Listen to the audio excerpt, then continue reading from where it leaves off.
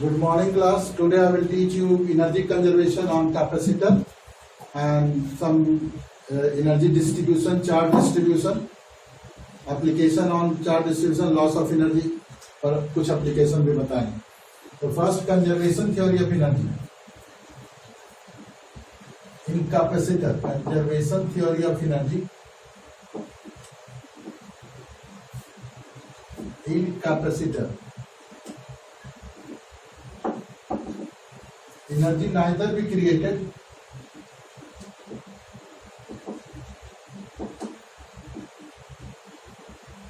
nor be destroyed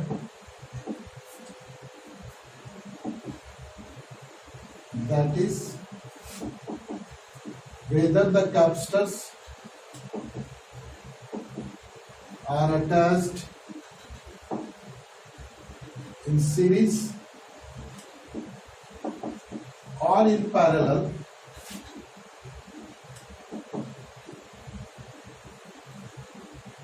equivalent energy is the algebraic sum of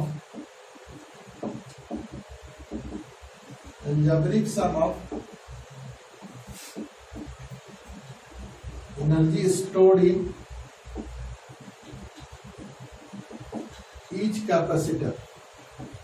प्रत्येक capacitor में कितना energy store होगा.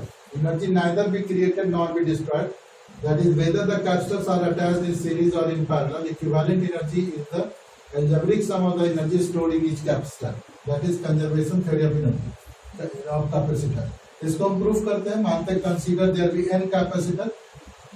Consider there be n capacitor. Capacitors C1, C2, Cn. They are attached in parallel. In this combination, V is constant.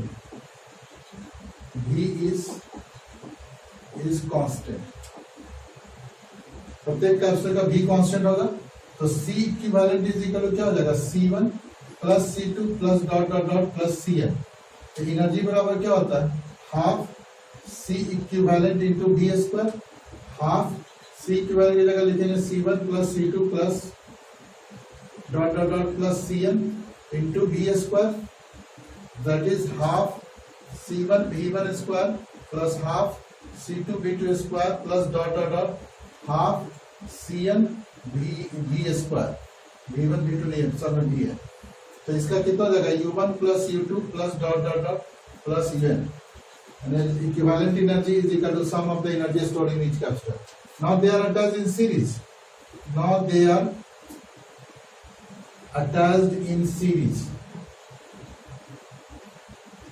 In this combination, Q is constant.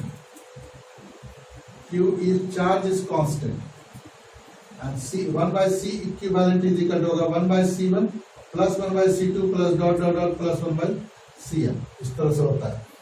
तो इसको screenshot लीजिए.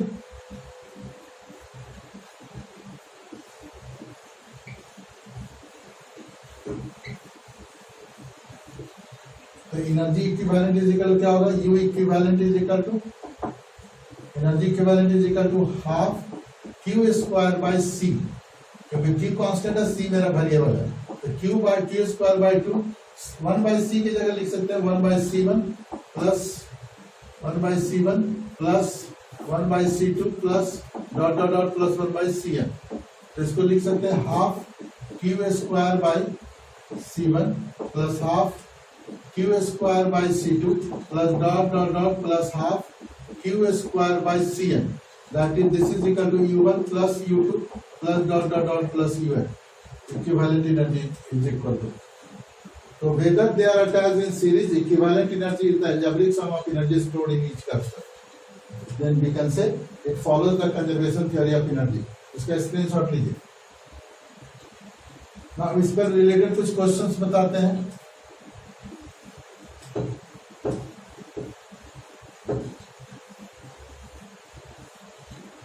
एक application तो हम बता दिए थे.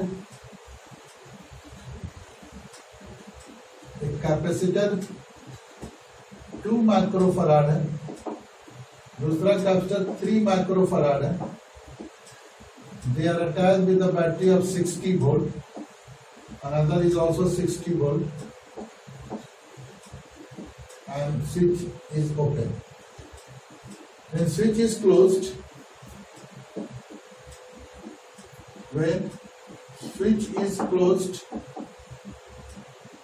switch को अगर क्लोज करेंगे,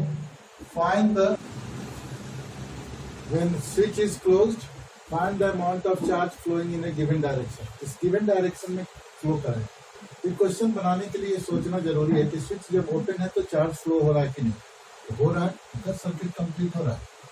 तो इसमें 60 plus 60 is equal to Q/2 और प्लस Q/3, 120 5 Q/6, Q बराबर 144 microcoulomb when SW is open, अगर ओपन है तो।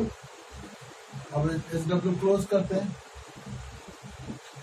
when SW is closed, close किए तो ये अपना एक सर्किट बनाएगा, ये अपना सर्किट बनाएगा। तो 60 फर्स्ट लूप के लिए चलते हैं। First loop 60 is equal to Q1/2, Q1 is equal to 120 microcoulomb. For second loop, ये सेकंड लूप है, 60 is equal to Q/3, Q2/3, Q2 is equal to 180 microcoulomb. जब स्विच ओपन था तो चार्ज इसके पास 144 माइक्रोकूलम था, इस पे भी 144 माइक्रोकूलम था। इसका 144 माइक्रोकूलम निकाले थे।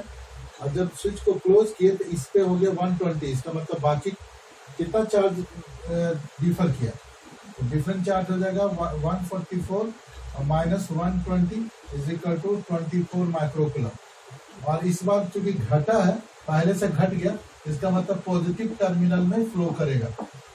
इस तरह से फ्लो किया 24 माइक्रोकूलम। इसमें 180, पहले 144 था, अब बढ़ गया, तो डेल Q1 डेल Q2 कितना हो जाएगा 180 माइनस 144 माइक्रोकूलम बराबर 36 माइक्रोकूलम। मतलब इसमें पॉजिटिव से निकला charge. Okay, 36 microcoulomb. That means charge in path 1 कितना हो जाएगा, चार्ज इन पाथ 1, पहला 1 में इधर से फ्लो कर रहा था 24, और हमको गिवन डायरेक्शन ये है, इसका charge in path 1 is equal to minus 24 microcoulomb. Charge in path 2, ये पाथ 3 भी चलते हैं। चार्ज इन पाथ 3 इस डायरेक्शन में चल रहा, हमको इस डायरेक्शन में, गिवन डायरेक्शन ठीक अपोजिट है, तो चार्ज इन पाथ 3 में भी minus 36 microcoulomb. Charge in path 2, इसमें क्या होगा, ये दोनों आपस में मिल गया, इसका मतलब कितना हो जाएगा 36 और 40, सेम डायरेक्शन, जिस डायरेक्शन में पूछ रहा है उसी डायरेक्शन में दोनों चार्ज फ्लो कर रहा है। तो 36 और 24, 6 4 3 5 6 60 माइक्रोकूलम। इस तरह से हम प्रत्येक पाथ में चार्ज निकाल सकते हैं। एनर्जी लॉस का क्या होता है,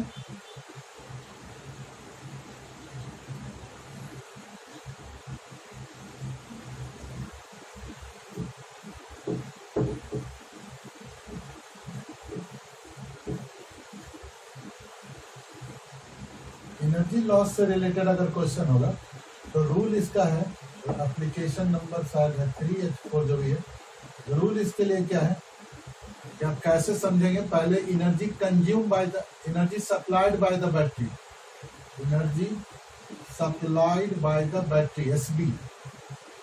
सप्लाई कब समझेंगे, जब हमको बैटरी के पॉजिटिव टर्मिनल से चार्ज को निकला रहा है, मतलब सप्लाई कर रहा है, minus energy consume by the battery. इसका मतलब क्या होगा, जब निगेटिव से चार्ज निकल रहा है तो एनर्जी बराबर क्या होगा Q इंटू V। इसके में कितना हो जाएगा Q इंटू V, इसमें भी होगा Q भी होता है energy supplied by the battery, plus energy stored in the capacitor, energy initial energy stored in capacitor, minus final energy stored in the capacitor. ये चार चीज देखेंगे और इस फॉलो को करेंगे तो डेल H हीट उतना डेवलप होगा। ये रूल होगा। इस रूल को फॉलो कीजिएगा तो बनेगा।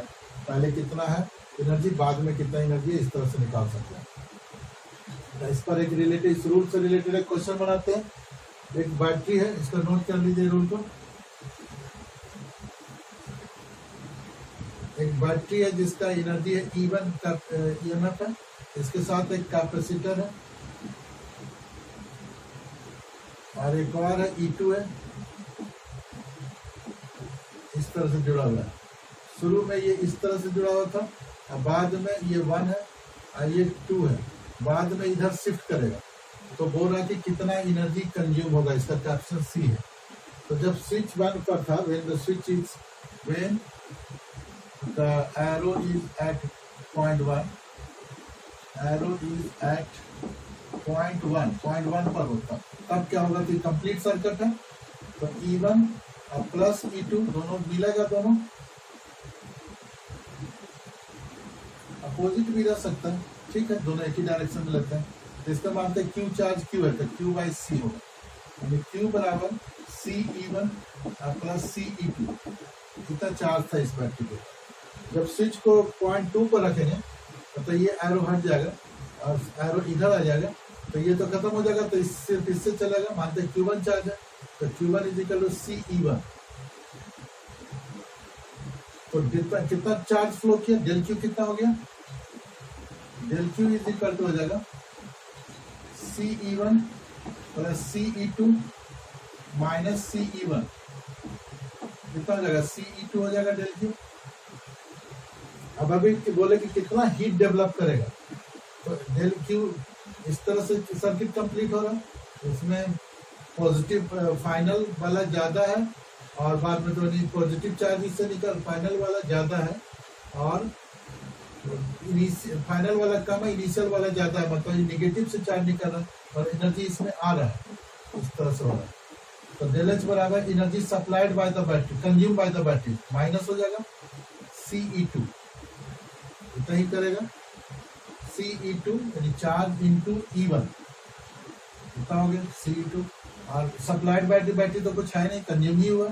और initial energy in the capacitor, तो प्लस इनिशियल कितना हाफ Q शुरू में एनर्जी कितना था, शुरू में इतना था half Q square by C था, तो CE1 plus CE2 divide Q square by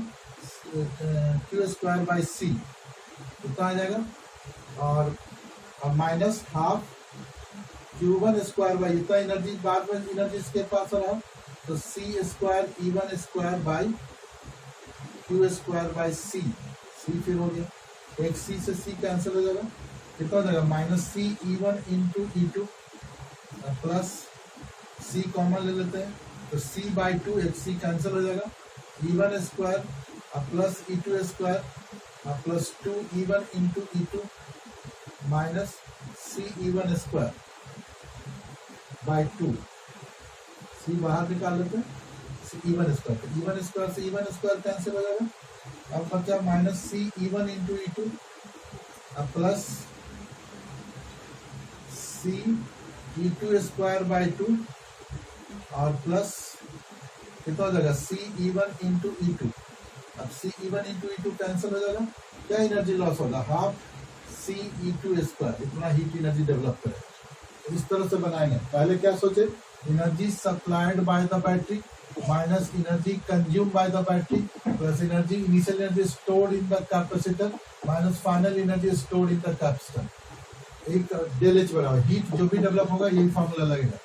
तो यहाँ एनर्जी सप्लाई करने वाला कोई बैटरी नहीं, जैसे हीट ट्रांसफर किया तो इसमें पहले चार्ज कम था, बाद में पहले चार्ज ज्यादा था, बाद में कम हो गया, मतलब ये एनर्जी इनटू द बैटरी है, तो बैटरी सप्लाई तो कुछ कर नहीं रहा था, इसलिए उसको जीरो रखे।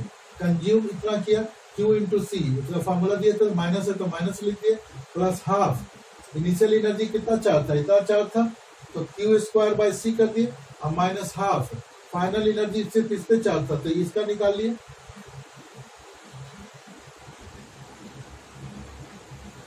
इतना निकाल लिया और ये पहले का एनर्जी था, ये सिर्फ दिखाने के लिए कि एनर्जी सप्लाई जो हुआ EC2 हुआ, EC2 वही लिखे CE2 इंटू E1, इतना सप्लाई किया, तो ये इनिशियल एनर्जी और ये फाइनल एनर्जी हुआ, सॉल्व किया तो आया इतना हाफ CE2 स्क्वायर। इस तरह से हम एनर्जी कंजम्पशन स्विच ट्रांसफर होने पर निकाल सकते हैं। और भी स्विच ट्रांसफर का क्वेश्चन हो सकता है कि कितना हीट डेवलप करेगा, ऐसा क्वेश्चन और भी हो सकता है। एक और क्वेश्चन एप्लीकेशन एक और बताते हैं।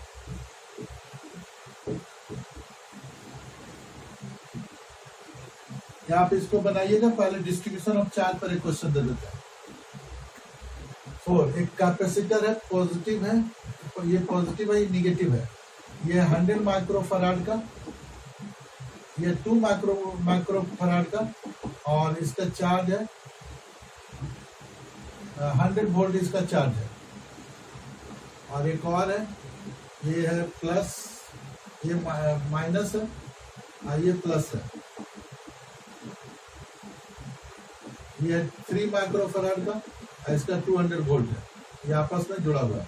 अब ऊपर से एक कैपेसिटर, अनचार्ज कैपेसिटर 2 माइक्रोफराड का इसके साथ रख दिए, जेंटली इसके ऊपर रख दिए तो कनेक्शन हो जाएगा। अगला डायग्राम कैसा होगा? अगला डायग्राम होगा इस तरह से, ये होगा प्लस, ये माइनस, फिर ये हो गया प्लस, ये माइनस, ये कैपेसिटर ऊपर से रख दिए तो ये प्लस से जुड़ा होता है प्लस, ये माइनस से जुड़ा होता है माइनस हो जाएगा। ये 2 माइक्रोफराड का है, ये भी 2 माइक्रोफराड का है, ये 3 माइक्रोफराड का है। ठीक है, मानते इसका चार्ज कितना था, Q1 is equal to C1 into V, तो C1 200 माइक्रोकुलम था, और इस पे Q2 बराबर कितना था, 600 माइक्रोकुलम। Q इंटू CV होता है 600 माइक्रोकुलम है। अब मानते हैं कि इस पे सब पूरे पर Q चार्ज सप्लाई कर रहा है, Q चार्ज इस पे चलने लगा, तो कंजर्वेशन थ्योरी को फॉलो करेगा। या पोटेंशियल पूरे ग्रुप में 0 पोटेंशियल है, 0 रख लिया, इसका कितना हो जाएगा, पोटेंशियल बराबर Q बाई C, माने Q बाई 2 हो जाएगा। प्लस से माइनस जा रहा है Q बाई 2, माइनस से प्लस जा रहा है माइनस होगा, प्लस से माइनस जा रहा है, फिर ऐसे ऐसे जाएगा, फिर इस तरह से जाएगा, इस तरह से क्लोज लूप बना। प्लस से माइनस जा रहा है, इसको प्लस लिए, माइनस से प्लस जा रहा है तो इसको माइनस लेंगे, कितना हो जाएगा, पहले से 600 था तो 600 माइनस Q बाई 3, 600 में से घट गया। अब इसमें कितना था, ये भी माइनस से प्लस जा रहा था, ये भी माइनस होगा, कितना हो जाएगा 200 माइनस Q बाई 2। अब इसको सॉल्व करते हैं, कितना हो जाएगा, 0 इज इक्वल टू एलसीएम हो जाएगा 6 हो जाएगा, सॉरी, तो 3Q और माइनस 1200 और प्लस 2Q माइनस 600 और माइनस प्लस 3Q, तो क्रॉस मल्टीप्लाई करते इसका कितना आ जाएगा, अगला लाइन 3 2 5 3 8 8Q, और इसका 12 6 1800, यानी Q बराबर हो जाएगा 1800 बाई 8, 900 बाई 4, 450 बाई 2, 225, 4 से कटा 900, फिर 2 से कटा 450, 225, तो Q बराबर 225 माइक्रोकुलम। तो इसका चार्ज कितना होगा पता चल जाएगा, इसमें Q घटा देंगे, इसका चार्ज 250 हो जाएगा, इसका Q चार्ज उसमें घटा देंगे, माइनस हो जाएगा, जो भी है। इस तरह से हम निकाल सकते हैं distribution of charge. Okay, application number 4 हो गई। इस तरह का क्वेश्चन आप बहुत भी हो सकता है। अब हम बताते हैं इंसर्शन ऑफ डाइलेक्ट्रिक, और भी एप्लीकेशन है, उसको आप नोट्स में देखिएगा या हमको ईमेल कीजिएगा तो हम आपको क्वेश्चन भेजेंगे। Polar and non polar,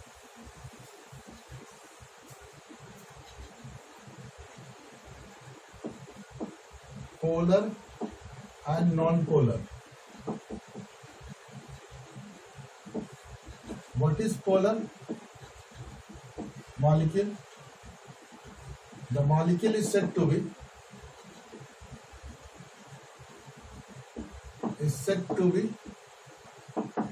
polar if the center of gravity of positive charge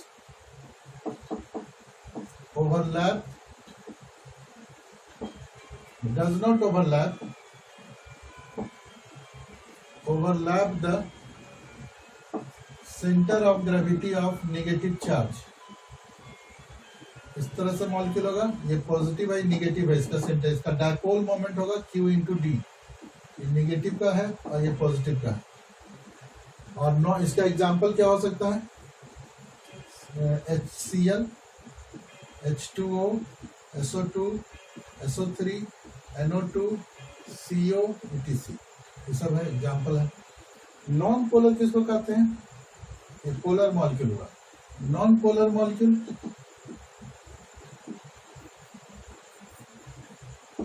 the molecule is said to be non-polar, is said to be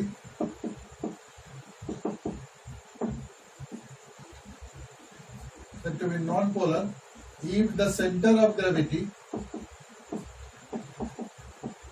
positive charge, overlap the center of gravity of negative charge। इसमें क्या होगा? ये positive negative charge का, ये positive charge का, इसका centre, इससे dipole moment इसका 0 होता है। एक दोनों को एक दूसरे के ऊपर ओवरलैप करता है, इसको कहा जाता है नॉन पोलर। जिसमें ओवरलैप नहीं करता उसको कहते हैं पोलर। तो इसका एग्जांपल क्या हो जाएगा? CO2 होगा, H2 होगा, Cl2 होगा, N2 होगा, O2 होगा, etc। बहुत सा है और सब भी है, जो सब Br2 है, सब I2, सब पोलर है। नॉन पोलर है, ये सब पोलर मॉलिक्यूल है। अब इसका बिहेवियर, इसका स्क्रीनशॉट लीजिए, दोनों का, पोलर मॉलिक्यूल का, नॉन पोलर मॉलिक्यूल का। Behaviour of polar molecule in the electric field. Behaviour of polar molecule inside the electric field. When polar molecule is taken inside the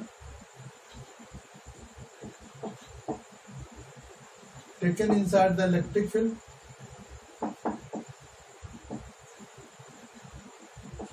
it will experience torque।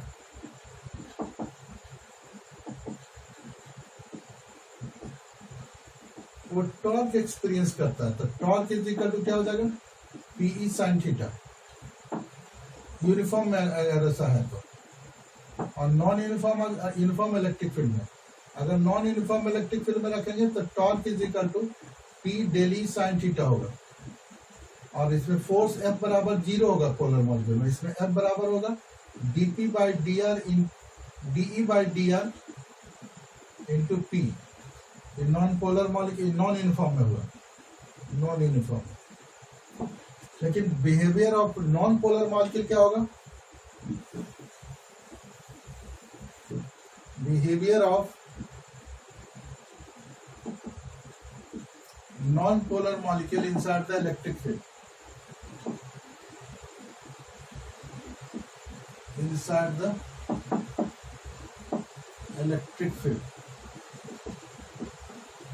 When non-polar molecule is taken inside the electric field, positive charge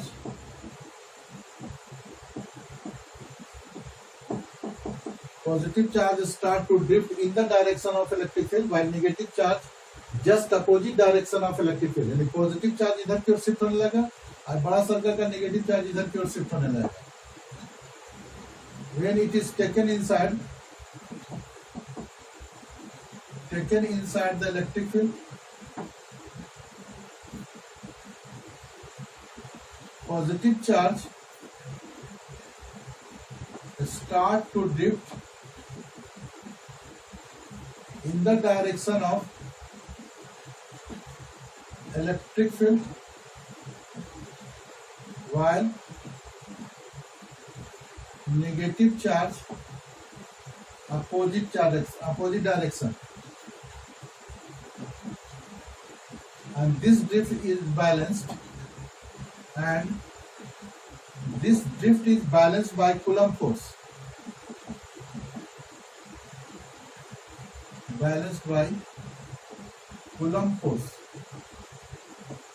ऐसा नहीं है कि बढ़ते ही चला जाएगा।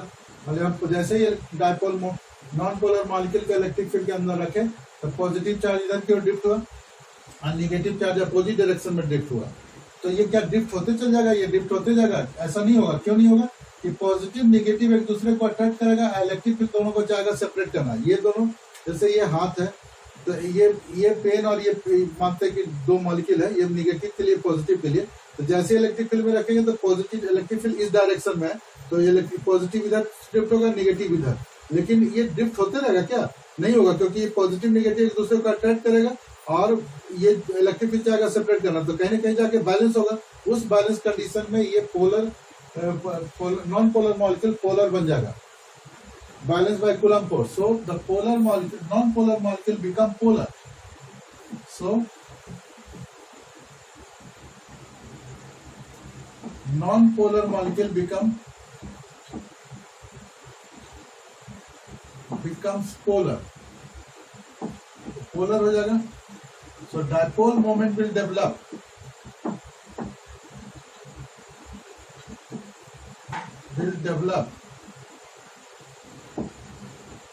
this dipole moment is directly proportional to applied electric field. E applied is directly proportional to P. E is equal to epsilon naught alpha P, where alpha is called molecular polarizability.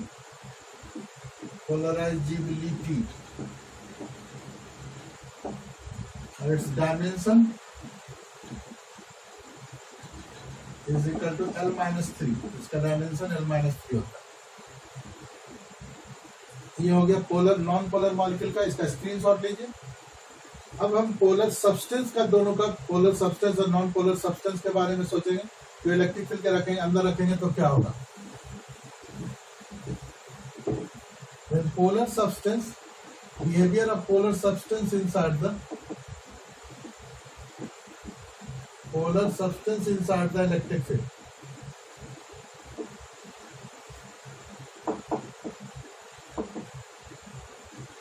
Electric field के अंदर अगर हम polar substance को रखेंगे तो क्या होगा? Initially क्या होता है, पोलर मॉलिक्यूल का जितना भी मॉलिक्यूल है वो रैंडमली ओरिएंटेड होता है।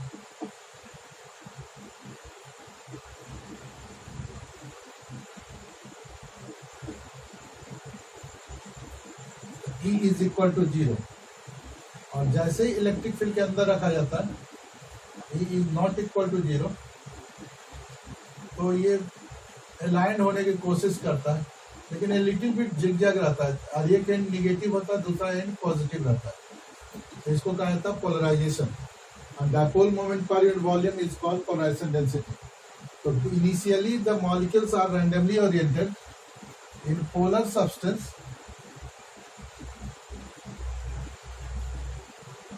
The dipole moment per unit volume is 0 since they are randomly oriented.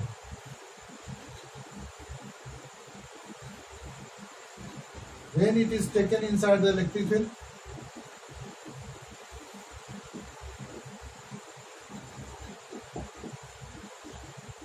it has tendency to align in the direction of E.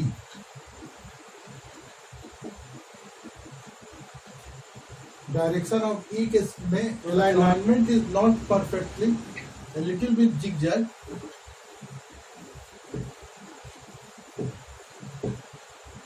but the alignment is not perfect.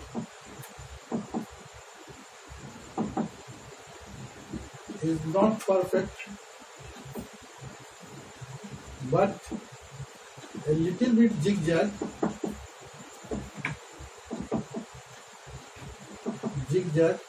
so it absorbs the electric field lines. Electric field lines. That is, its susceptibility is very high. This increases the dielectric constant. ये dielectric constant increase कर देता है। Susceptibility काफी high होता है, इससे dielectric constant का high होता है। यही कारण है, this is the reason water has very high dielectric constant. H2 has very high dielectric constant, क्योंकि बहुत ज्यादा से ज्यादा इलेक्ट्रिक फील्ड को एब्जॉर्ब कर लेता है जब उसको इलेक्ट्रिक फील्ड के अंदर रखा जाता है। ये है नॉन पोलर सब्सटेंस का बिहेवियर। अब है नॉन पोलर सब्सटेंस का behaviour of non polar substance inside the electric field.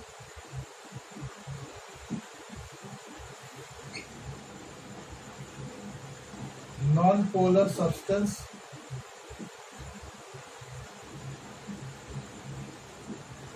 inside the electric field। इसमें क्या होता है कि इसका स्क्रीनशॉट पहले ले चुके होंगे आप। इसमें क्या होता है कि इसका मॉलिक्यूल तो पॉजिटिव नेगेटिव एक ही पर रहता है, positive negative positive negative.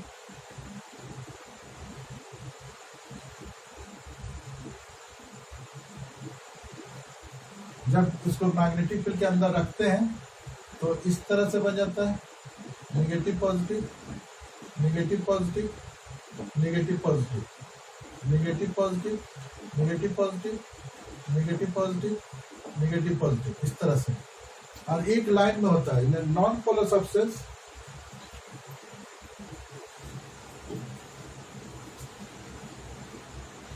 when non-polar substance is taken inside,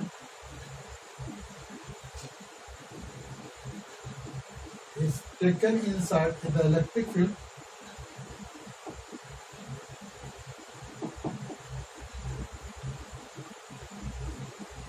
all the molecule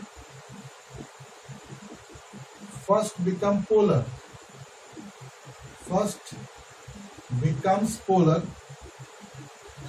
and then they are aligned in the direction of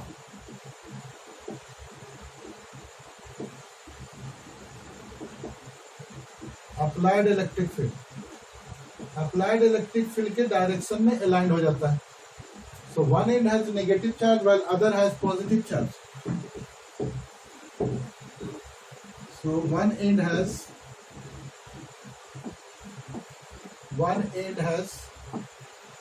positive charge while other end has negative charge। This is called polarization, and dipole moment per unit volume is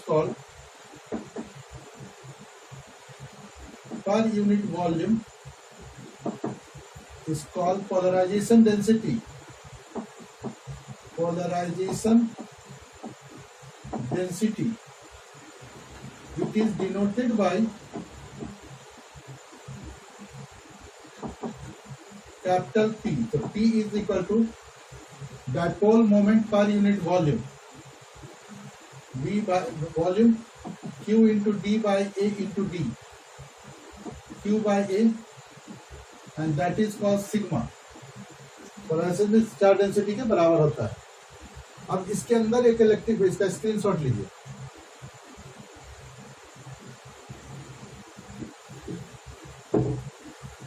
अब इसके अंदर एक electric field develop हो जाता है। मानते हैं कि ये नॉन पोलर सब्सटेंस था, इधर नेगेटिव इधर पॉजिटिव, तो इसके अंदर एक इलेक्ट्रिक फील्ड डेवलप होता है जिसको कहा जाता है ईपी, और अंदर में applied electric field E naught है। तो E naught is greater than EP, so E net is equal to E naught minus EP.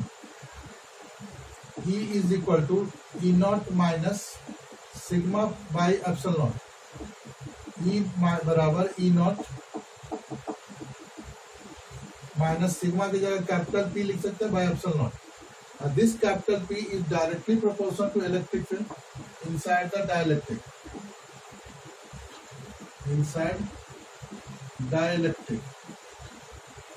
तो P is equal to epsilon naught chi E.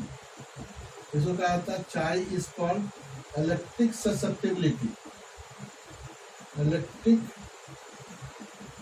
susceptibility susceptibility does not have unit